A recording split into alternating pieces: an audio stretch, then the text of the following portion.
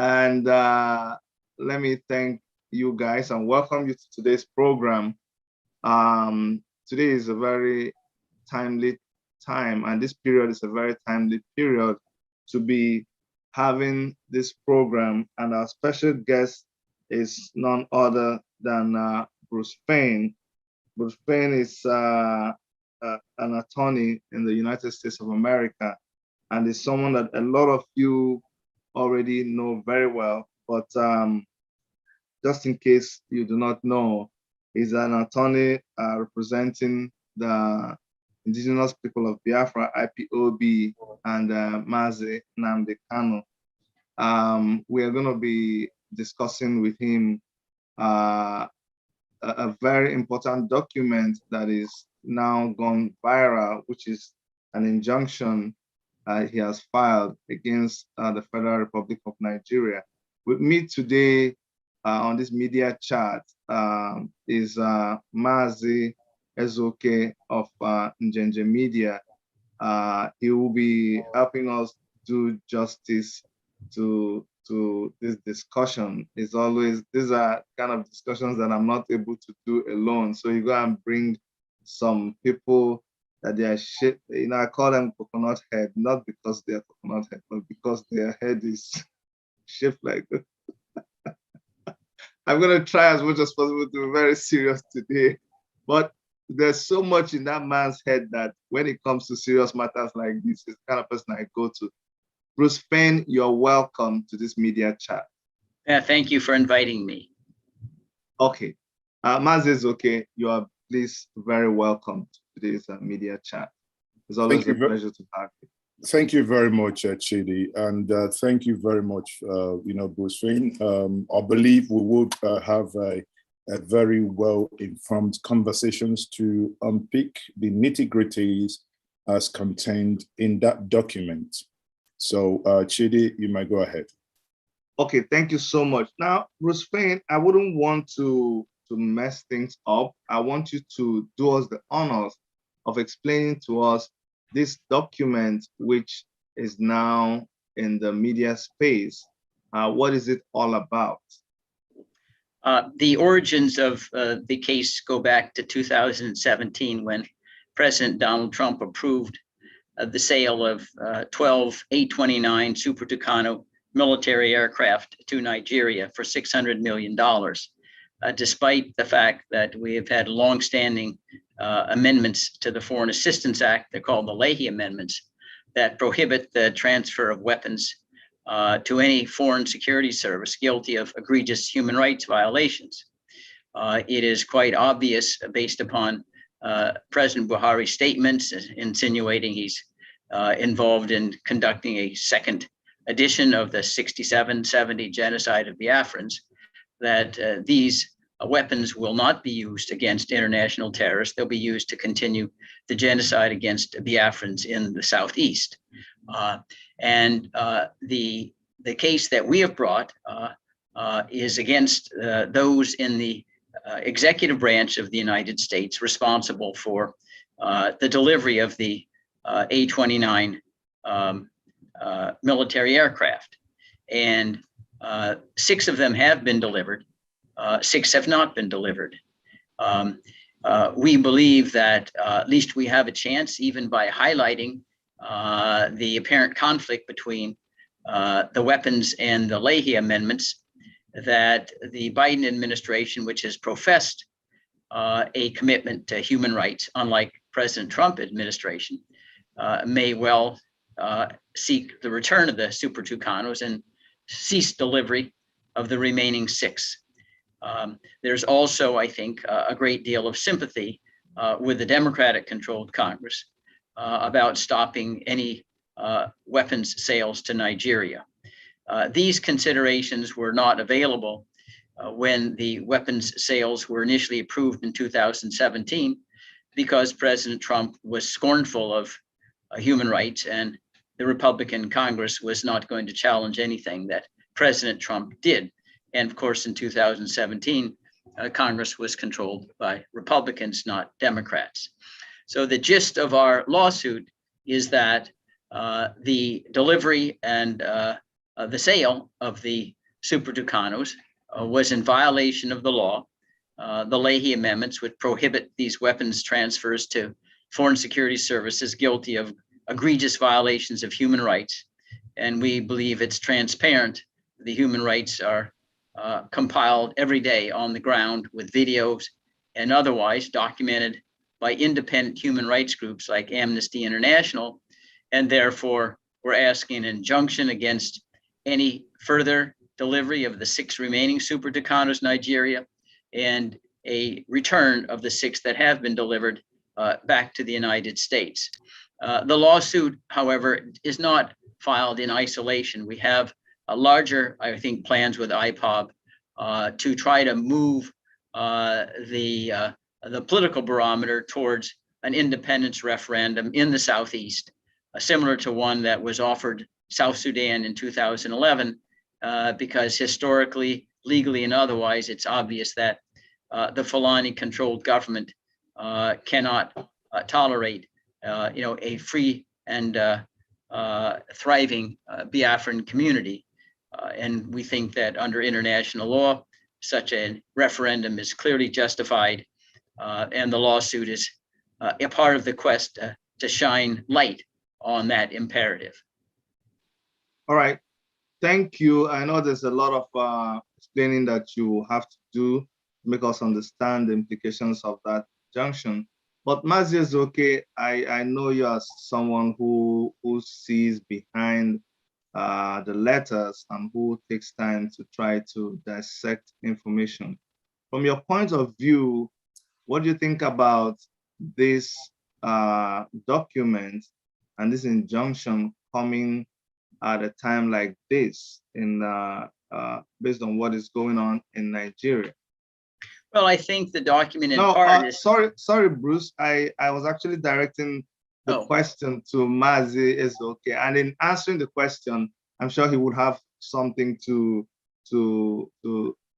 direct at you. So Mazi Ezeoke, go ahead.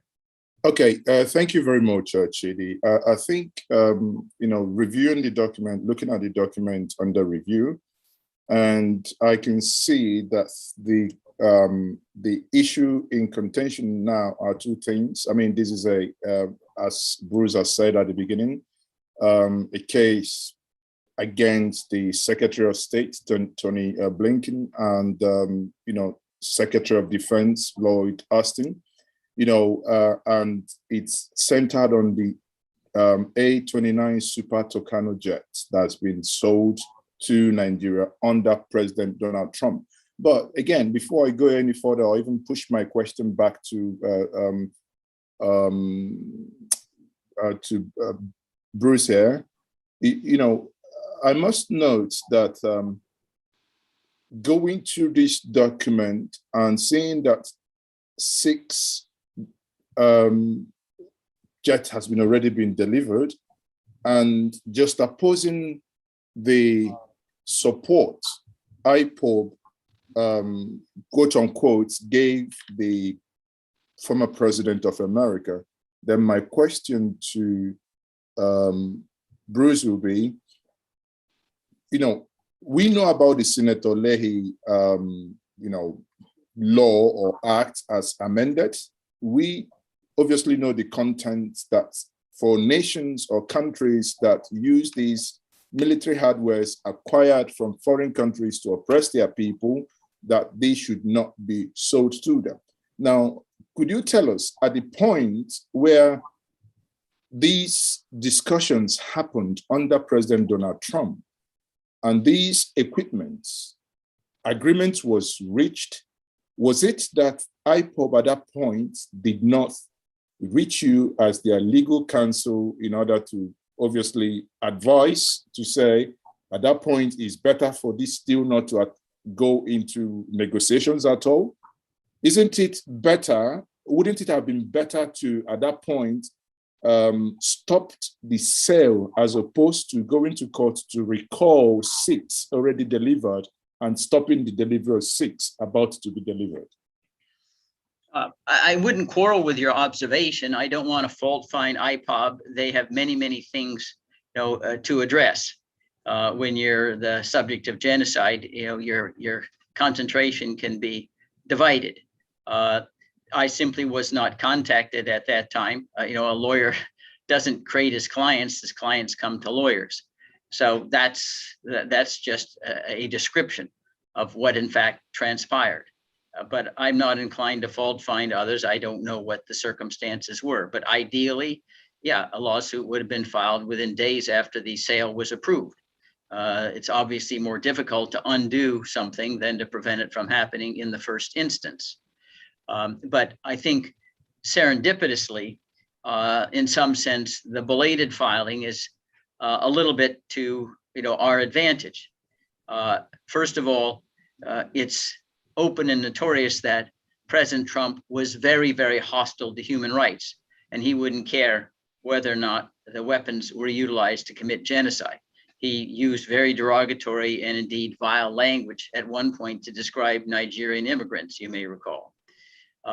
Moreover, in 2017, the Republicans were the dominant force in Congress, and they were reluctant to do anything that was opposed to President Trump. Now we have a Congress controlled by the Democrats, and they also are considering obstructing companion kinds of weapons, not necessarily the Super Tucanos, because of concerns over human rights. You may recall during the Obama administration that there were a holdup of some Cobra helicopters because of concerns over human rights by the security services that would use them. So politically, the timing is probably more to our advantage, but legally in a court of law that doesn't look at the politics, yeah, it's more difficult to undo the transfer than to have it not occur in the first instance. But I want to repeat, I'm not here to fault find IPOB. Okay. Thank you very much. Just before we go ahead, I want to recognize the presence in our midst of Omoyele Sowore. Omoyele Sowore is a resident of US and a citizen of Nigeria who has had run-ins with the federal government of Nigeria. He's been a victim like your client and knows firsthand what kind of institution is the Federal Republic of Nigeria, and we're pleased to have him in our midst. Mr. Omoyele Sowore, you're welcome. Thank you, Dr. Chidi, for bringing me on. I also want to thank our other guests and panelists. I'm sorry that I came in a little late. There's always something happening in Nigeria every minute. So I got pulled away to another issue, which is also a human rights issue.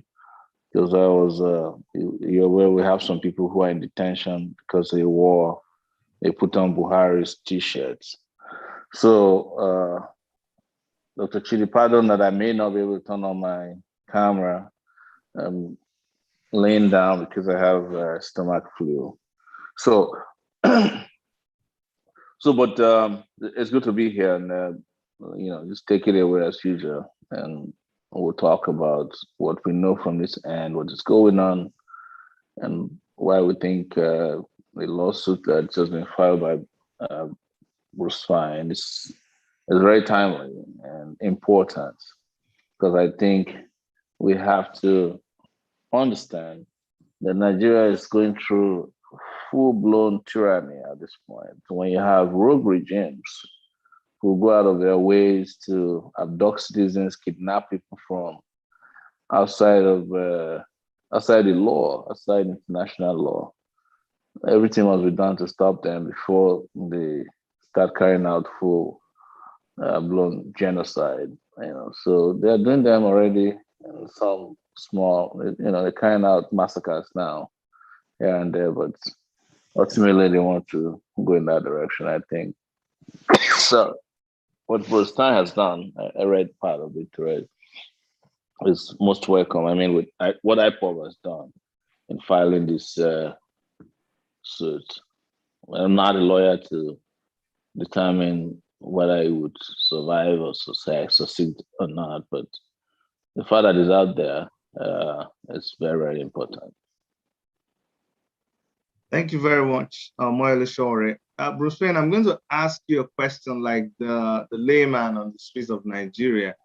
And I want you to give some confidence to the man on the street in Nigeria who sees the government of Nigeria consistently and persistently over time flout court orders and just go ahead and do whatever they like, ignoring international laws and statutes. What confidence do they have that the American government is able to carry out, assuming this case succeeds, that the American government is able to compel the Nigerian government to abide by whatever the laws in America ask it to do? Well, I think that the respect that is commanded by United States, federal courts is greater internationally, certainly, than in Nigeria's compromised judicial system. And the price that the government would pay in Nigeria for flouting a U.S. court order is a different order of magnitude than disobeying, their own laws. I would add as well that Nigeria has to recognize that the United Nations Security Council, under Chapter 7 of the UN Charter, could conclude that the flouting of law and the genocide in the Southeast is so horrendous that it creates a danger to international peace and security. Those are the magic words that authorize the Security Council to use military force to intervene to rectify the situation.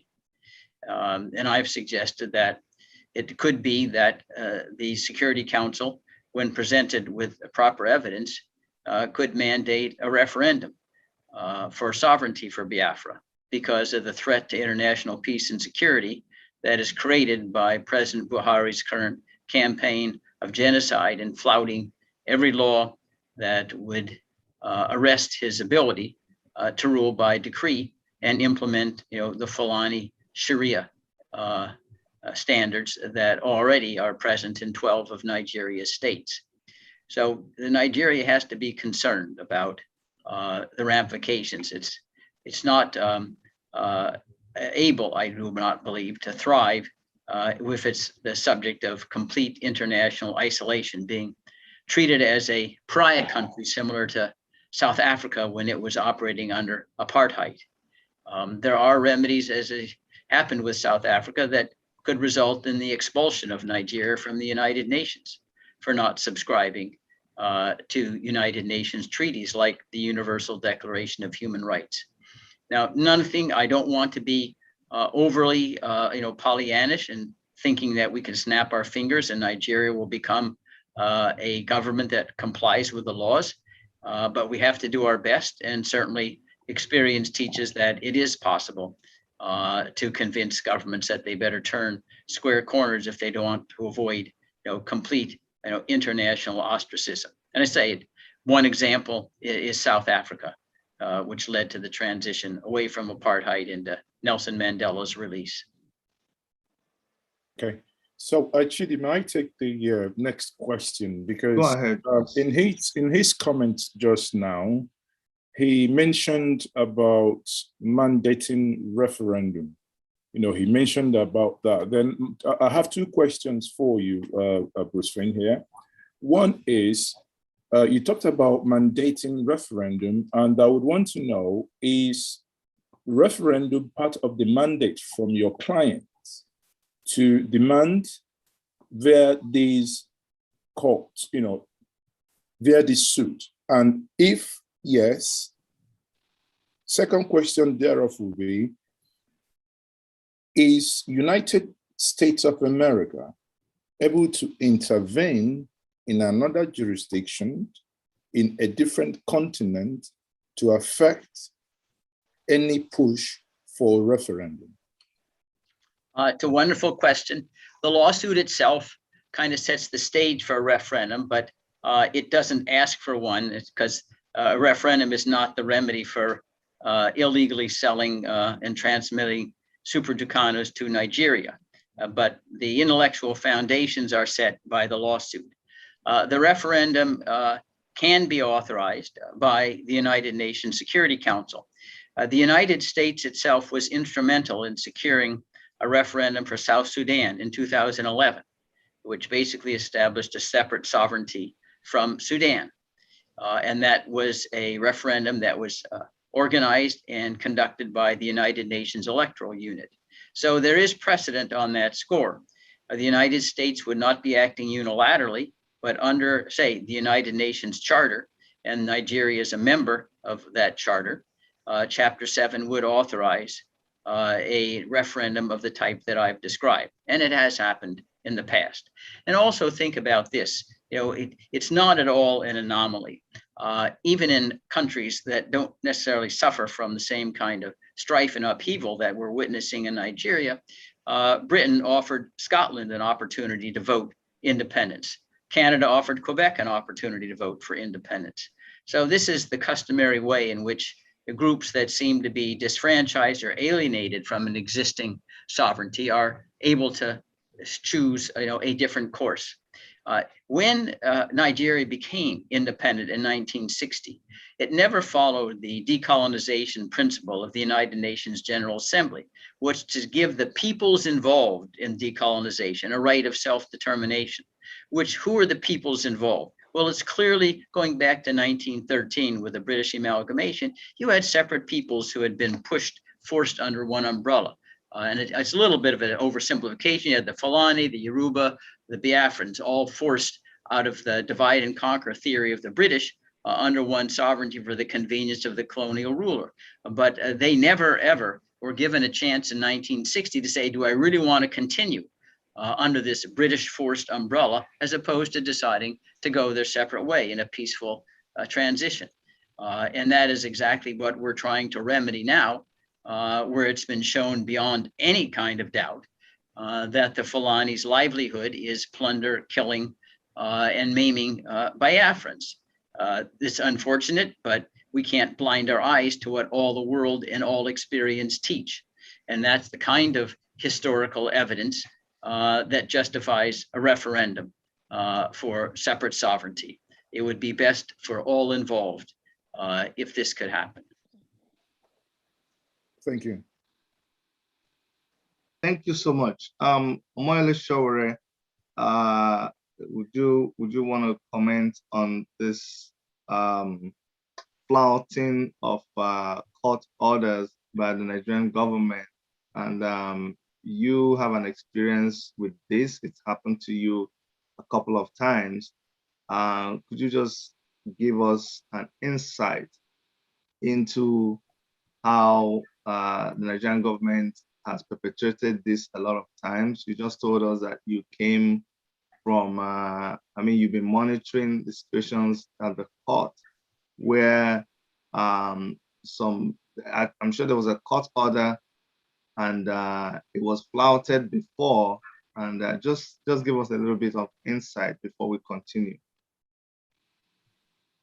So, well, the Nigerian state is a paradise for men and women in office, either elected, selected, or appointed, who engage in impunity.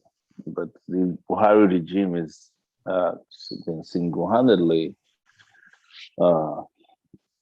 probably been the worst in recent times.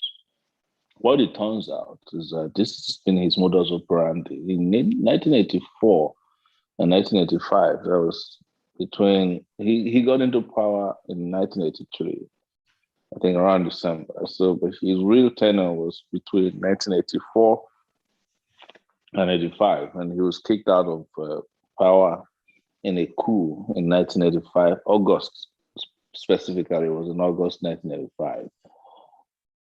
And then he was using the Nigerian security organization known as the NSO to carry out the same things, and enforce disappearances, illegal arrests, and disregard for lawful orders of courts. And that's exactly what they're doing today. They did it to me. I was granted bail twice. I was released, and on one occasion they came to court and abducted me. We have several of these cases of just disregard for lawful court orders. Sadly, also the judges are not strong enough to stand by their orders because they're afraid. And I think also importantly, most of them are engaged in corruption, so their hands are not clean. So they use all these things on the ground to put pressure on them. So with regards to whether they will respect a judgment obtained in the US, I guarantee you they will, if it's something that would affect the fortune of, say, buying weapons from the US. They really need weapons from the US. And if it's a decision by a US district court against them, they'll have no option than to respect it. And the US district court, if it takes a position on the Nigerian state and rogue elements within the state, it could extend sanctions against them. So they know all these things, and that's the reason why I think this is in the right direction. I'm more on the side of direct action regarding these criminals. That people should come out en masse and put boots on the ground and end this culture and era of impunity. But I also think we cannot rely on just one method and one strategy, and one idea how to go about it. So it's important in that regard that we just understand the kind of people we're dealing with. I would imagine that you guys are already aware that even when a judge gave an order last week that Nnamdi Kanu should be allowed access to his counsels twice a week, immediately they started flouting the order. They didn't allow them to see him last week. I've not checked with them to see if they were able to see him today. But that's the way it is in Nigeria right now. With regards to the discussion around referendum, I think if things escalate over here, the United Nations will be forced to tell us, or will be forced to declare a position on what they think will solve the problem. Because the last thing the world needs right now is an armed conflict in Nigeria that will completely overwhelm the entire African continent, particularly the West African region. And that might help push the UN in the direction of intervening in a way that say, hey, wait a minute. We understand the issues, since you don't have leaders that can solve the problem. Permit people to decide whether they want to be part of your country or not. The question is, can you also trust these foreign powers to organize a free and fair referendum in Nigeria? That's the question that we have to answer or discuss, in another symposium in the future. Thank you. Okay. Thank you very much. Go ahead. Thank you very much. Chidi, again, permit me here.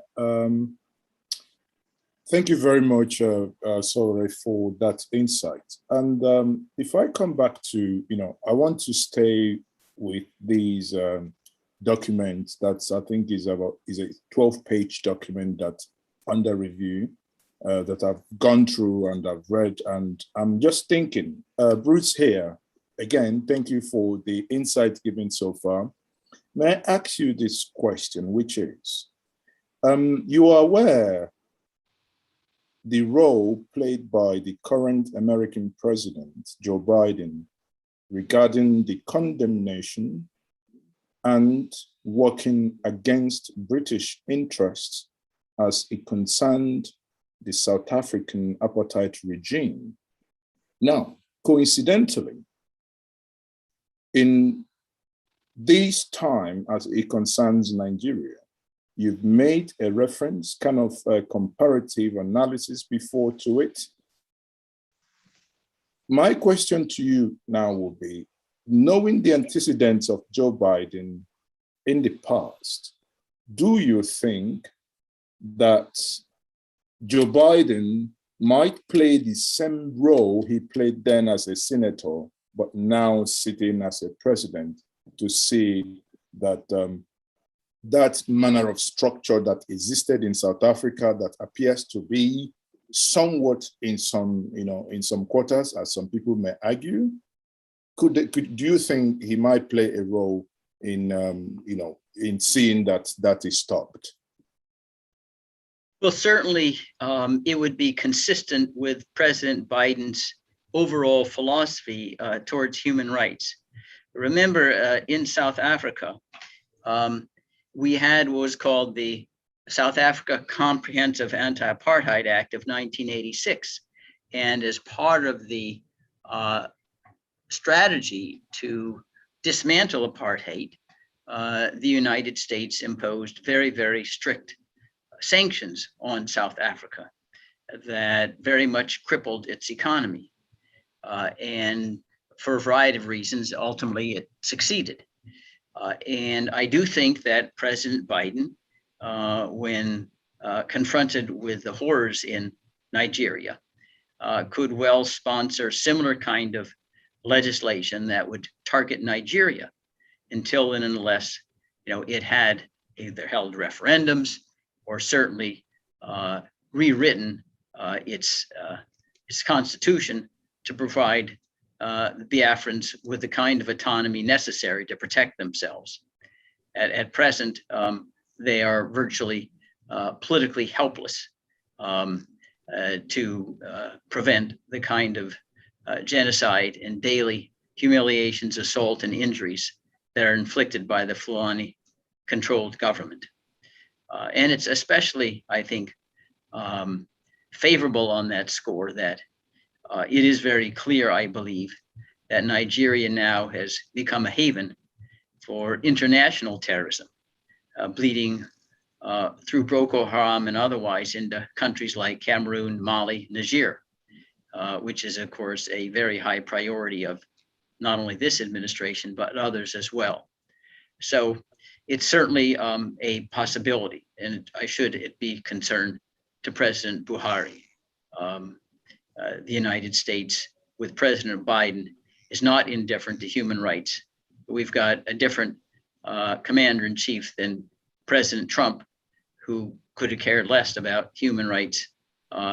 Indeed, even when we had our Washington Post journalist Jamal Khashoggi assassinated by the Saudi Arabian crown prince, said, well, we make money selling weapons, so that's not going to stop. But that's not the regime we have with President Biden. So basically, it means that the Nigerian president must have issues and concerns to worry regarding issues surrounding human rights abuses, as long as Joe Biden remains the president of America. That is correct. And that's reinforced by the fact that we have a Democrat-controlled Congress, and the chairman of the Senate Foreign Relations Committee, Robert Menendez, has clearly indicated human rights is of major concern to him. And that's why, as we're speaking, there are a host of other, what I might companion weapons deals that Congress is now holding up because of concerns over human rights violations in Nigeria. I say under President Obama, and remember, Joe Biden was President Obama's vice president. We refused to sell Cobra helicopters to Nigeria because of human rights concerns. And that was when Vice President Biden was instrumental in the inner circle in providing advice to President Obama. Yeah, but if we go back to during Obama's time, the former the governing party then in Nigeria, called the People's Democratic Party, the PDP, actually accused the opposition then, that is the party of President Muhammadu Buhari, as being the brain behind the non-sale of arms to Nigeria to fight then Boko Haram and other insurgent groups then. So do you think it had anything at that point to do, do you think it had more to do with the political parties and the oppositions coming to America to influence that decision? Or do you think under Obama's presidency, it was more and categorically to do with human rights abuses? Well, I think it related to human rights abuses, to be candid, that have been, unfortunately, almost epidemic for many years. It rises and falls, but I think it's reached a new plateau with President Buhari, who had given kind of a dress rehearsal for what he was going to do when he was a military dictator in 1983 and 1985. A leopard doesn't change its spots. But I do think in 2016, the administration felt that these kinds of weapons, oftentimes that are hijacked to oppose or to be used against political opponents rather than international terrorists. So all I think 2016 shows is that the United States has indicated a willingness to say we're not selling weapons to countries that are unable to keep the weapons out of the hands of those who are oppressing Biafrans and others in Nigeria. I have a question. I want you to help us here and be clear on that. A lot of times there's been a boast that the American government is really not concerned about the issues in Biafra, okay? But I hear you say that the government of America has actually, or is deliberating, or maybe you should make it clearer, that they have stopped some arms deals that were already in progress. Would you want to clarify on that? Yes, there are a lot of other, weapons sales of ammunition.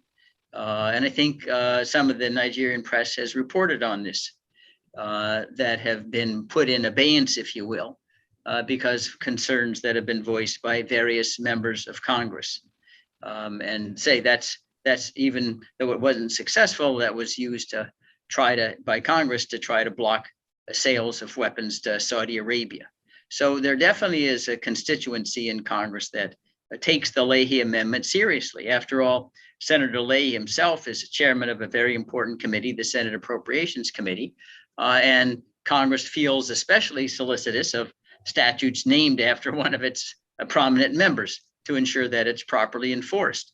And the language is quite clear. If you have security units engaged in egregious violations of human rights, they can't get U.S. weapons. And anybody who has the least familiarity of the ongoing convulsions and strife in Nigeria knows of the human rights violations. They're daily, and you can see them in video. It's not complicated on that score, even though it's rather grisly to look at it. And I do think that in the United States, we do have a human rights constituency. It's not the only one. There are other elements that come into play.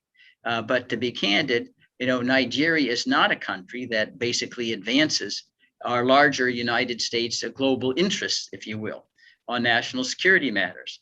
Mr. Buhari, if you want to say it, insofar as the United States has become at least suspect at majority Muslim countries after 9/11. He's taken Nigeria into the Organization of Islamic Countries. He clearly tolerates, if not supports, the 12 states with Sharia law, which is not friendly to the United States.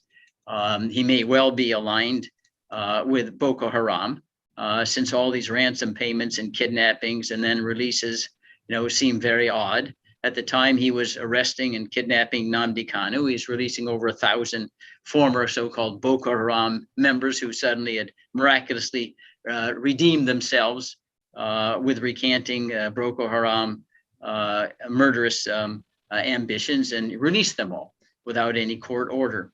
So all of these kind of elements come into play, I think, to suggest that the current regime of Mr. Buhari is not one that's friendly towards the interests of the United States, not only in Africa, but globally as well.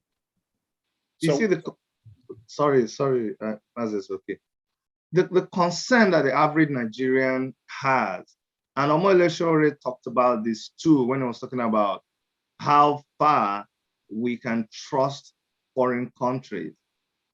We did have a very, very important protest a couple of months ago, the NSAS protest, which involved the largest population bracket, which is the youth in Nigeria. And a lot of killing came out of that protest. And you also confirmed here right now about the awareness of the United States of the atrocities that are committed in Nigeria, which is all over the internet. But it seems like, I don't want to say that the United States pays a lip service to these things, because people seem to wonder how many people need to die, how many of this mayhem, what's the extent to which it has to get before we see a decisive action from the United States government. Well, I mean, I understand the United States is not a saint. Countries have interests, realpolitik, oftentimes trumps human rights. But remember, even in South Africa, Nelson Mandela was not released overnight. It was a long struggle. And it's very, very tragic that people die or are maimed in the interim. But international action doesn't happen overnight. Say, South Sudan had a referendum in 2011, but in the interim, there are a lot of people who died, and they didn't come back to life with a referendum.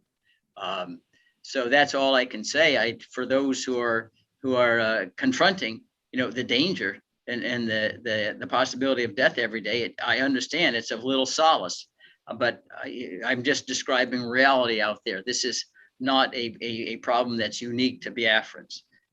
We're confronting now other peoples around the globe, Uyghurs in China, the Rohingya in Myanmar, the minorities in the Democratic Republic of Congo, many other people, unfortunately, confronting similar kinds of crises as Biafrans. We need to focus as fast as we can to move as quickly as we can. Sometimes it's kind of freakish things that happen and give life to a particular political momentum.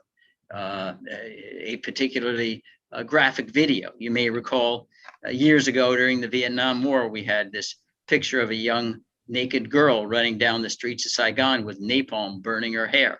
And that kind of brought the war to a close far faster than otherwise.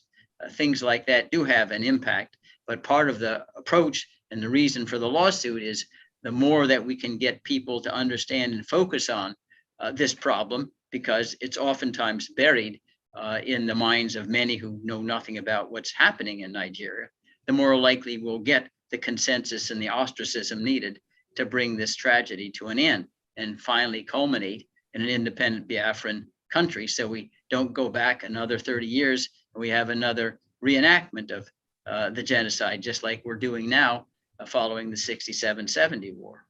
So would you say that the actions of the people who are in the country and who are experiencing these atrocities, their actions would help to speedy the reaction of other nations to what is going on in the country? Like, through, I acknowledge the importance of this legal strategy, but would you agree that the actions of the people within the country would help to speeden the effect of the legal action? Yes, there's no doubt that it would. On the other hand, I'm very, very cognizant of the fact that the brutality of the Buhari administration means someone who stands up and makes a protest and calls attention to the atrocities risks being exterminated. We know what the ability and the inclination of the Buhari administration is to retaliate. Nnamdi Kanu is a perfect example. They go to his home in 2017, try to murder him, take guns and kill many of those present at his premises. And his maltreatment today, they may try to kill him through the withholding of medical care that's urgently needed. So it takes brave people, but that's to be commended. I remember perhaps one of the bravest things I ever saw was Tank Man. You remember during China and Tiananmen Square, man just laid down and said, "The tank, you go ahead and run over me." It wouldn't do it. You know, they knew what would have the international reaction. So yes, to the extent that the Biafrans can stand and make it clear, you know, they are not accepting this because the administration of Buhari wants everyone to be silent. So no one hears, see no evil, do no evil. You know, it just doesn't make any ripple effect. But the fact that you're standing up and protesting despite the risk does focus international attention on it and will accelerate the ability to bring this tragedy and the genocide to a close ASAP. Naz is okay. Okay, thank you very much, you know, for the answers provided so far. And, you know, sitting down, listening to, obviously, you know, you are not in a position of authority to have taken some certain decisions, but when we talk about America as a country and its government, you know, you mentioned about Obama before, then I'm sitting down here thinking, if American government with all their arsenals in terms of intelligence gathering and saying these things that is coming from the governments today, then one would then want to question the support this same American government under Barack Obama that did not sell arms to Nigeria at that point, who apparently knew what was also probably was in the offing. Then I question how come, you know, that administration gave so much support to the realization and to the point that this current administration came to power. Well, I believe that, as you well know, throughout Africa and certainly Nigeria, you know, corruption is a huge problem. And corruption under the administration of Goodluck Jonathan, you know, maybe reached epidemic proportions. And there's an idea, well, if you look at something that's bad, you think anything that will replace it will be an improvement. Failing, certainly in this instance, to examine what Mr. Buhari had done when he was a military dictator. And nothing since then indicated they'd converted to being a Democrat.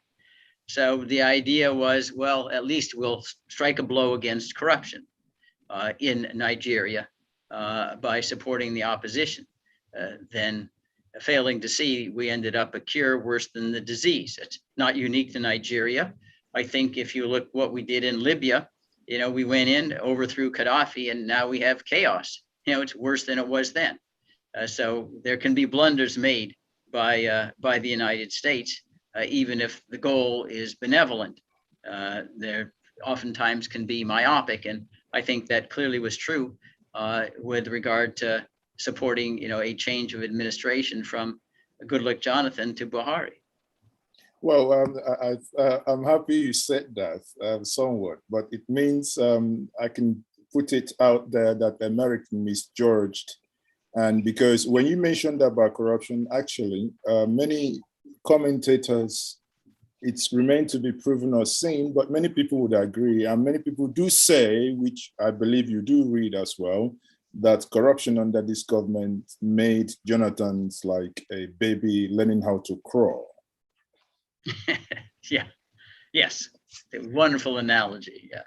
Well, okay, so having said that, now let me quickly make a point something. You know, now in Nigeria, we have about 875 million naira, $875 million deal, arms deal with America. I think you alluded to it before, that is slightly being questioned now. But again, funny enough, in Nigeria, it's a place where funny things do happen. I put this, the information minister says federal government not aware of 875 million ammunition deal with the US. The National Assembly says Nigerian National Assembly plans to meet US Congress over 875 weapon deal stoppage. Now, I mean, the funny side of it that in one government. One doesn't know, the one that ought to know the information does not know that this information exists. And the other is saying, okay, we are going to meet the Americans to discuss this. Now, my question to you is this conversation happening now, both the denial and the one trying to meet the US Congress, is it happening because of the actions you and your clients have taken? Well, we don't, I mean, I think there are many factors usually contribute to important developments. One factor alone usually is not completely decisive. But I do think the actions that we have taken, which is not only including the lawsuit, but we've written letters as well to the Secretary of State, to probably half a dozen members of Congress, have called attention to what has transpired, in the Southeast. And I think it's kind of got a boost, if you will, in a tragic way, with the kidnapping, the torture of Nnamdi Kanu, which further underscores, I believe, the lawlessness of the Buhari administration.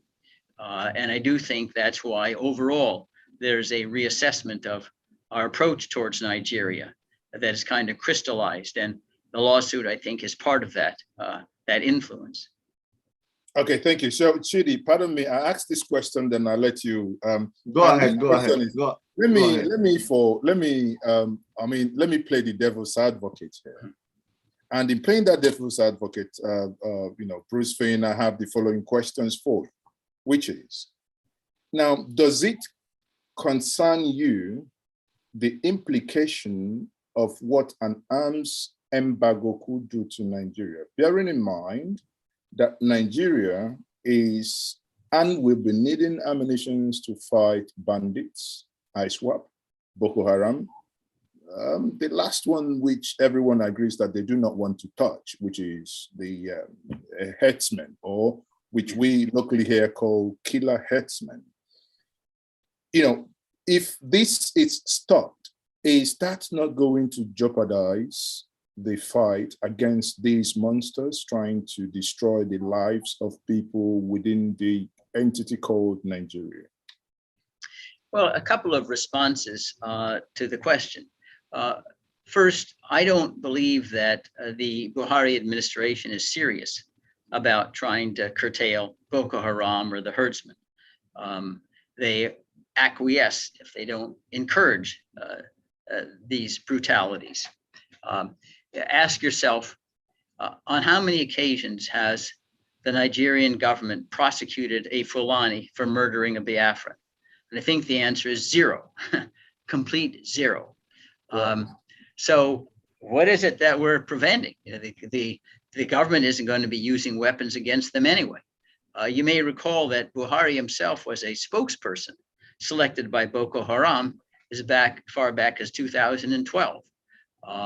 And there's certainly substantial grounds to believe that Buhari really was suggesting that he would, in supporting Boko Haram, ensure that the Goodluck Jonathan administration had no success at all, because only a northerner could sort of bring Boko Haram to account. And that was a campaign, at least theme in 2000, that led to Mr. Buhari's election. So it seems to me that the arms embargo is not going to curtail to the extent that there's any ongoing effort to arrest Boko Haram and the herdsmen in any event. Further, the fact is that even arms embargoes, as you know, they're very seldom completely successful. There are all sorts of international black market deals with arms. It's unfortunate, but I've never known a war to end because one side said we don't have any bullets anymore. Yet you're able to find scoundrels to provide it anyway. But at least the United States shouldn't be complicit in this. But I say the larger question is no, this will not at all. An arms embargo would not compromise the fight against these international outlaws. Okay, thank you. So Chidi, I yield to you. Okay, thank you so much. I'm going to come to you, Omoyele Sowore, because there's a reason why we needed your input in this discussion. You are a resident of United States of America. The the Congress intervened in your case at the time. You had senators fight concerning your case and are still fighting because your case is still in court. But the area I really wanted you to help us out here with is the fact that you are a friend to Mazi Nnamdi Kanu. You held meetings with him, particularly the meeting you held in New York, which I was present at, and you have kept very close monitoring of activities concerning Mazi Nnamdi Kanu. We saw how you showed up in court. You have been advocating for protests, and you have actually called for a protest on the 5th of August, which is just 3 days away.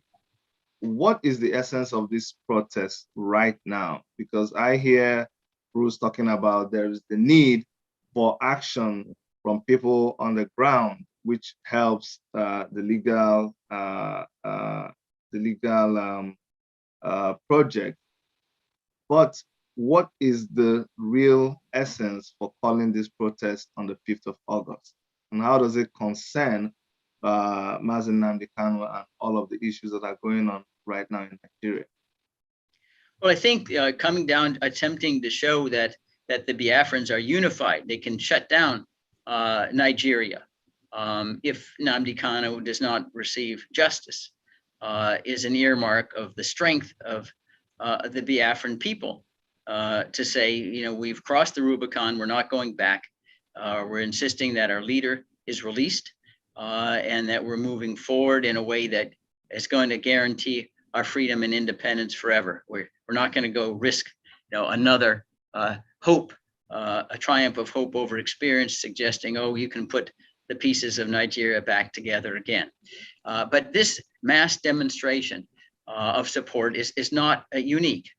There are various ways in which other peoples have communicated, you know, opposition to what's going on by their government. I remember in Chile, people would they would sound kitchen instruments and make noise or hold out candles, all ways in which they could peacefully indicate to the world and to their government, no, they are not supporting what's ongoing, even if the government's denying them a referendum or a vote.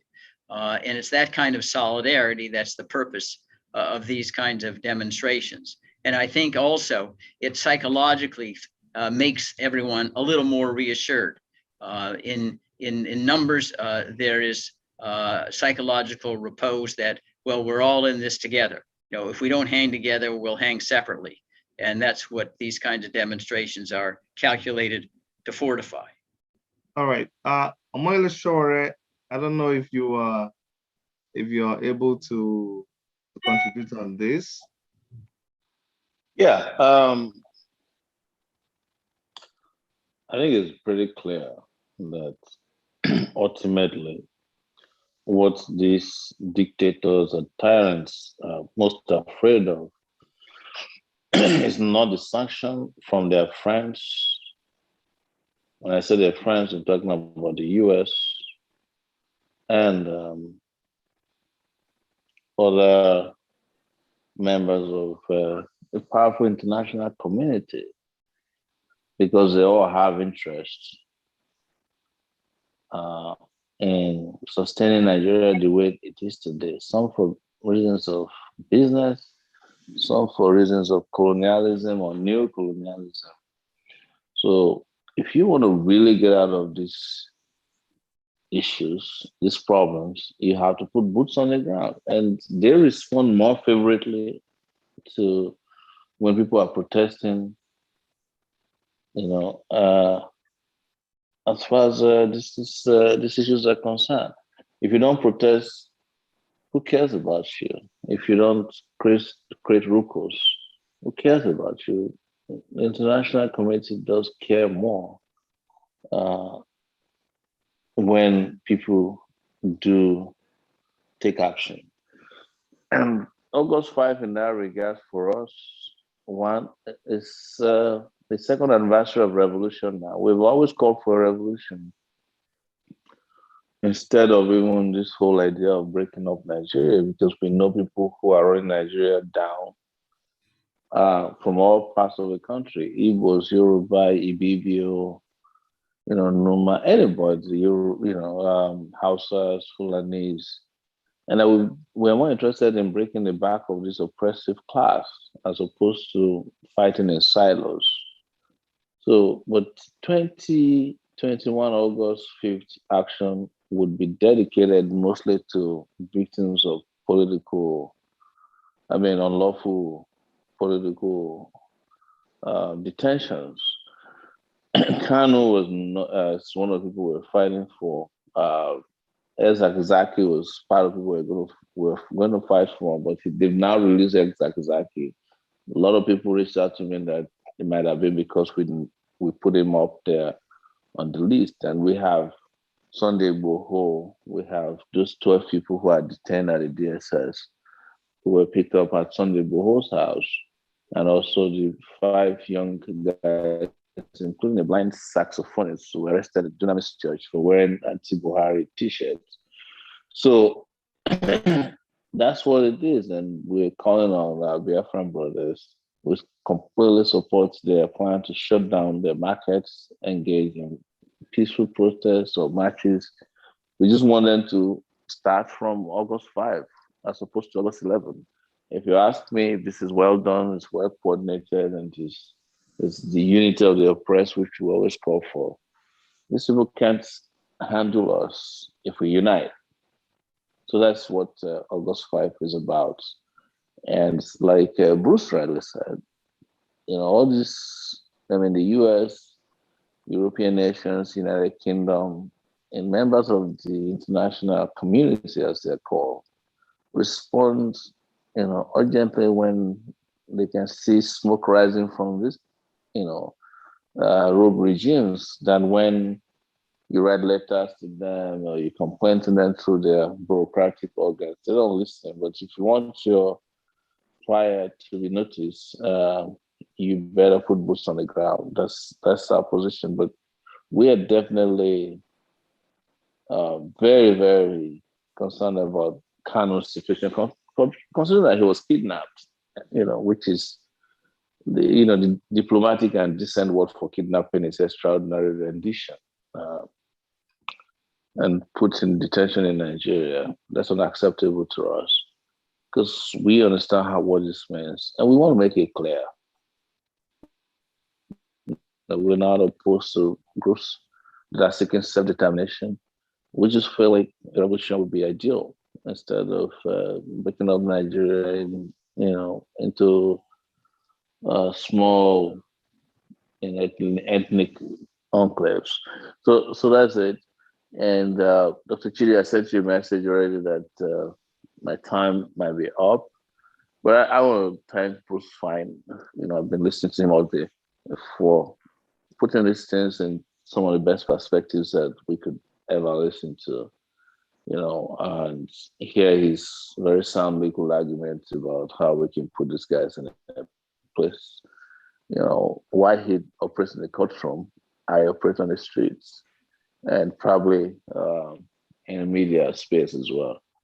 So thank you, Bruce. Please keep up a good job. Yes, thanks. And thanks so much. You guarantee that we will support all your efforts that will help liberate Nigerians, liberate Biafrans, liberate anybody that is in bondage. And I guarantee you, a lot of people in bondage in Nigeria who are not even Biafrans. All across the country. In fact, there are Fulanis who are in bondage. And that might shock you because this is a rogue regime. While it feeds on the Biafran, they also feed on hapless other persons all across the country. So let's keep working together. Let's keep the pressure up. And Chidi, my brother, thank you so much for bringing me. And you are in safe hands. You're in better hands. I picked a lot of ideas from Bruce today. And one of it, that I really like is when he was talking about how Nigeria did not go through proper decolonization. Nigeria never goes through anything. They never do anything proper. Even if you go to the Olympics the other day, where they were supposed to put a male, they put a female and they mixed relay race. It's like, yeah, Nigeria is designed to fail, even in the smallest of things, in the smallest of places. That's how Nigeria is designed. But just leadership for me, it's just like we're saddled with these incompetent leaders all across the world. It doesn't matter whether you ask them to cook or you ask them to govern. They don't know what to do. But we'll keep talking, Bruce, and thank you so much for your sacrifice. Wonderful. Thank you. Thank you, Moele Shore. Okay. Maz is okay. Well, again, I think probably we'll be wrapping up, but having listened to everything and reading the documents, now I would be doing injustice to many watching now who have listened to this document in question and this suit without asking the following question. I mean, Bruce, do you have, based on these 12-page documents that you've now, that is a suit against the Secretary of State, Tony Blinken, and the Secretary of Defense, Lloyd Austin, do you now have an idea of timeline when something is likely to happen, when, either decision, court processes, and also, do you have plans to visit Nigeria? I mean, maybe field work, investigation on yourself, or are you relying on local partners to gather information as regards to the evidences needed for the prosecution of this case? Let me answer the last question first.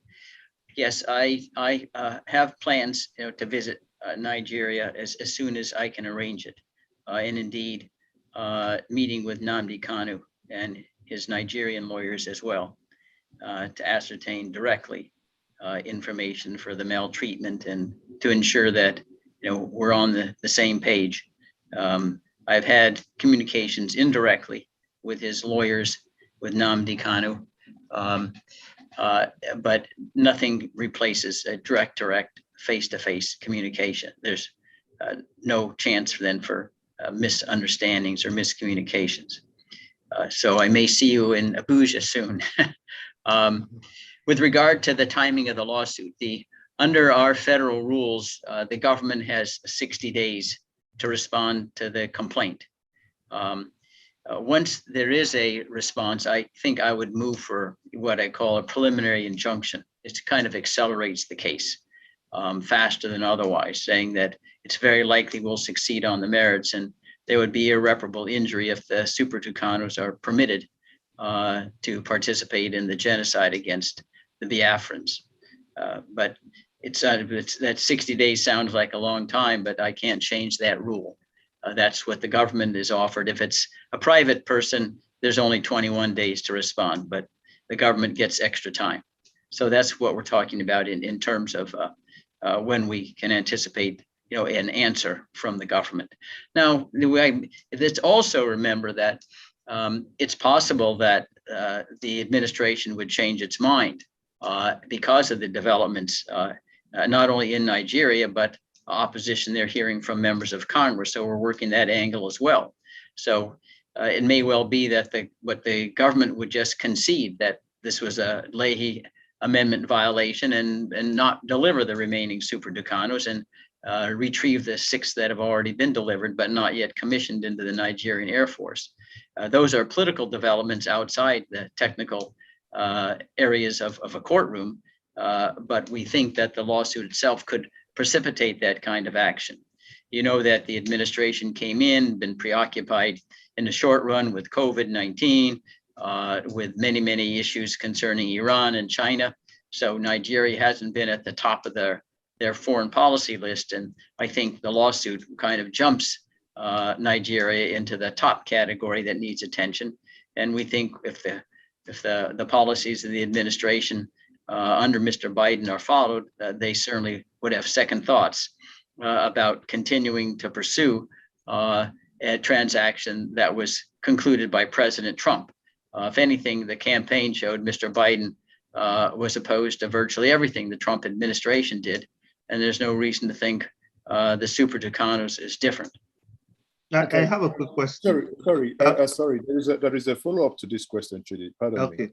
You just mentioned now, the possibility of you going to Nigeria to meet with a client, face to face, as to avoid miscommunication and something being lost in translation. And we've recently seen 3 Israelis who came to Nigeria to make a documentary about the Igbo of Nigeria, and we are picked up by the DSS, or rather SSS in Nigeria, as it were. We have also seen the lawyer of Nnamdi Kanu in the person of Ejiofor, who was supposed to be in this conversation.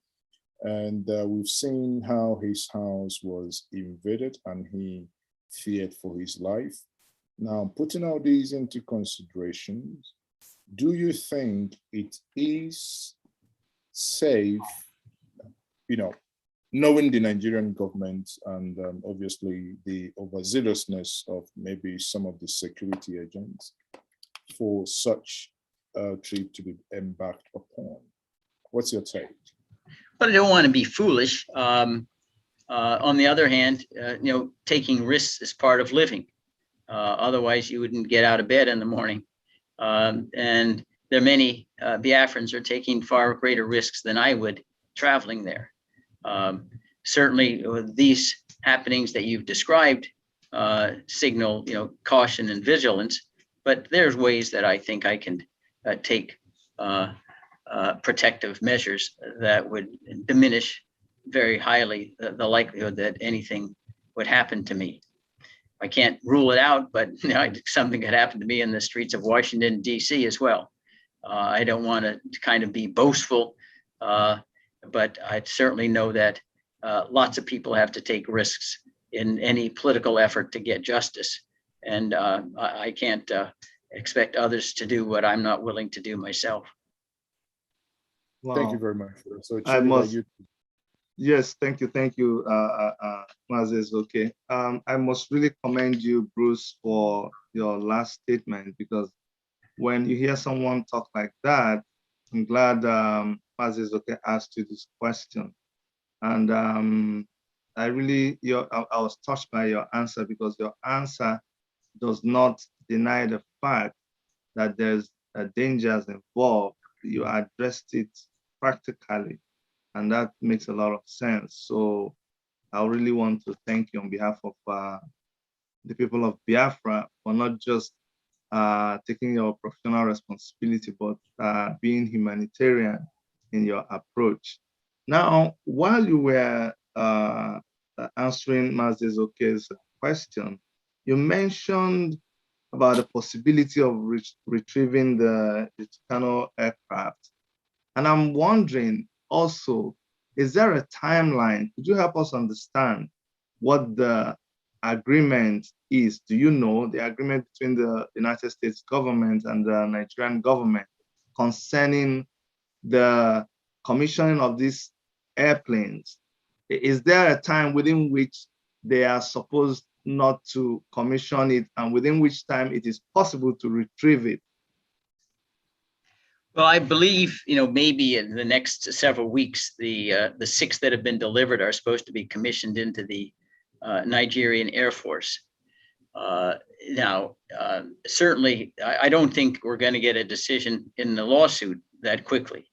But there's no doubt that the United States has sufficient leverage over Nigeria to tell them, okay, we don't want you to make those planes operative until this lawsuit concludes, or we need further investigation. Or otherwise, the United States could seek, other kinds of sanctions, if you will, or limitations on our engagement. with the Buhari administration. So there are a whole host of ways, I believe, given the power of the United States, where we could make it clear, if we wish to, that they should withhold making the Super Tucanos operative until there's been more time for deliberation and legal consideration. Yeah, it was important to ask that question because I know you had talked about the 60-day period for the court to review your injunction, and then now you've just revealed that the time within which the government of Nigeria may have to commission this aircraft falls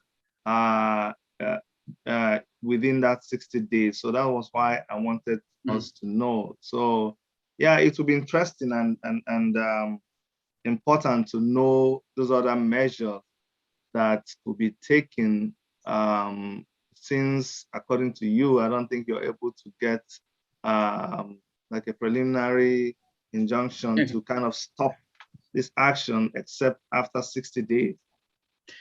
Yes, but think of this as well, that when they commission them, I think it will show that they are not going to be utilized against the Fulani herdsmen or the Boko Haram. It'll show that Mr. Buhari was engaged in a fraud and a pretext in insinuating that the aircraft were being purchased to use against international terrorists. And so they commissioned it. Well, then where are they? You know, where's the bombing of Boko Haram or the Fulani terrorists? Nowhere. So in that sense, it kind of works to prove our case of the fraudulent misrepresentations that he made in order to get the sale in the first instance.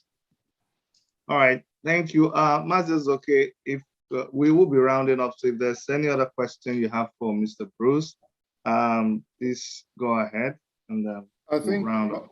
My next question is more or less on clarification here.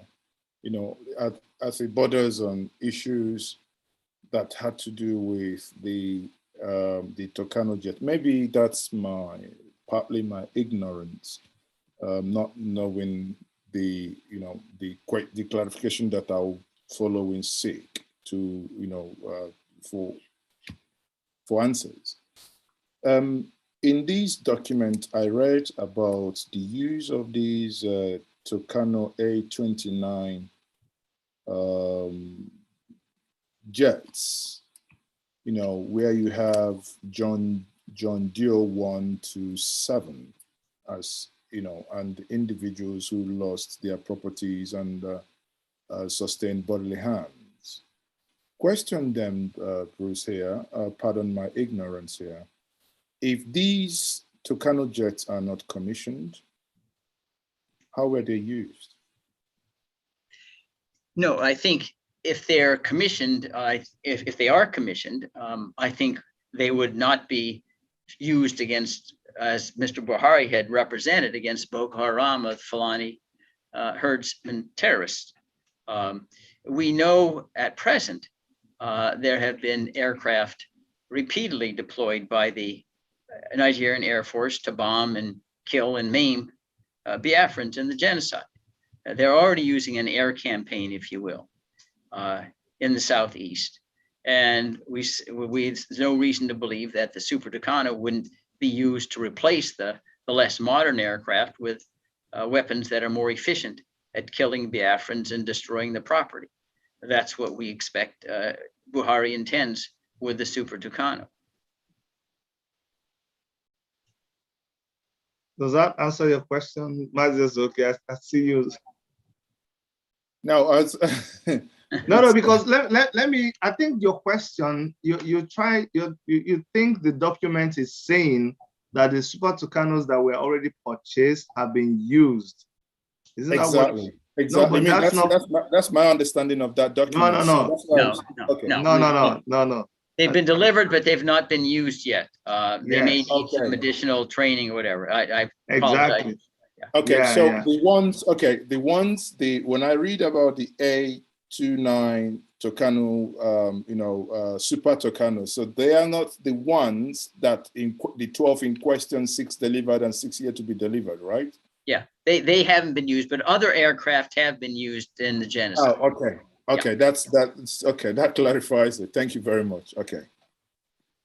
All right, Mr. Bruce, I really want to thank you for the work you're doing. And I know your schedule is very crazy, but you were able to make out time at a very short notice to come and help us understand the lawsuit that you have instituted on behalf of the indigenous people of Biafra and Mazi Nnamdi Kanu. And we will continue to go through the document, and if there's any need, we would revert back to you, because there's so many questions that we're getting on the comments section that we're not able to deal with here. But please oblige us when we come back to you with these questions, either through email or direct contact, that you help us understand the document more. On behalf of, and I'd like to thank you, Mazi Ezeoke, for just jumping into the thing at the shortest notice. You always do that, and I appreciate you for that. Even though I still tell you that your head is a coconut head, I still forgive. Anyway, it's you're just ending and you're saying it. It's fine. I know you would pay arm and a leg to have your hair look so like a Negro. Yeah. Oh yeah. But thank you so much, Mazi Ezeoke of Nigerian Media, and thank you, Bruce. And we'll do this another time. Wonderful. Thank you so much. Thank you, everyone. Okay. Thank you very much. All righty. Bye-bye. Okay, Thank you. bye-bye. Bye. Bye-bye. Yeah.